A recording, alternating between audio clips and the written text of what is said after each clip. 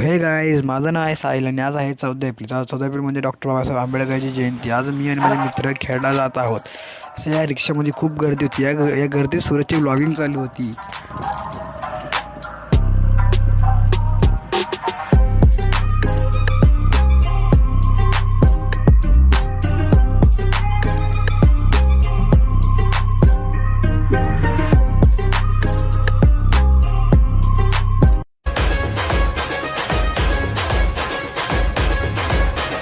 क्रांती सूर्य तू, शिल्पकार तू, भारताचा बोधिसत्व मूक नायका.